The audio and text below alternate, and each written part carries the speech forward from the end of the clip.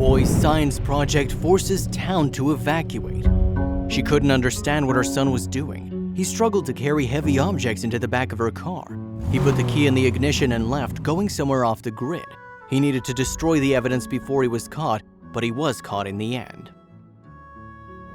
David Hunn's grandfather gave him a chemistry set when he was 10 years old. This gift would start an obsession that would stay with David for years to come.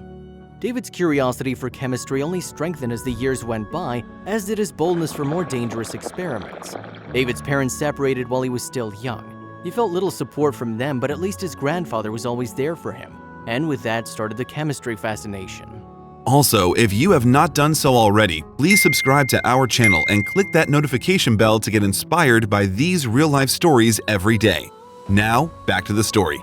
David liked reading books about science to distract him from his struggles, but things would be pushed too far one day. At 14, David had set up his very own laboratory. It had a healthy amount of chemicals, beakers, and vials. This was only the start, though. It was his only hobby. He'd get home and immediately run upstairs to his laboratory. He'd ingest dozens of chemistry books before trying out interesting experiments based on his newfound knowledge, but things would soon get out of hand. His first mishap was after accidentally making nitroglycerin, which is highly volatile. But after that, dangerous experiments and mishaps seemed to be completely normal. But when it ended up destroying his room, he had to move down to the basement of his father's house. The experiments continued. At school, David had quite the reputation for his dangerous experiments. He talked about it to all his friends and teachers, and a concern started growing for the boy. His dream in life was to collect a sample of every element on the periodic table, his physics teacher said. His relationship with his father was at a breaking point when his father was awoken by the rumble of an explosion emanating from the basement.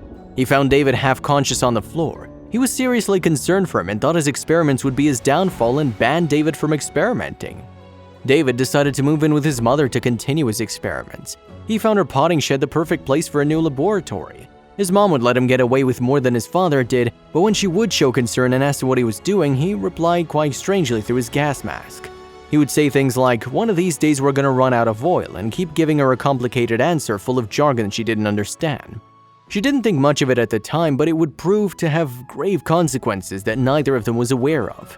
It was 2 a.m. on Friday night when David's mom heard loud shuffling in her shed. She got up to look out of the window and saw her son carrying something huge out, wrapped up in tinfoil in a black bag. She opened the window planning to yell at him, but a foul smell stopped her dead in her tracks. It was like nothing she ever smelled before. Out of reflex, she shut her window to catch her breath. What was her son up to? She watched as he struggled to carry the offending object into the boot of her car. A bad feeling washed over her, and she wasn't the only one. Across the street, a neighbor called the authorities. He knew he was up to something, but he had no idea just how dangerous this something was.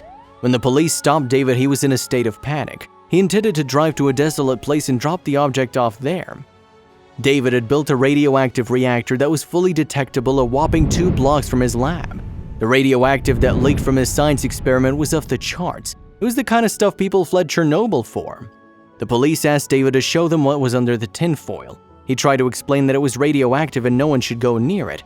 Immediately, they called for a SWAT team and brought David to the police. The police and SWAT team then showed up at his laboratory and were blown away by what they saw.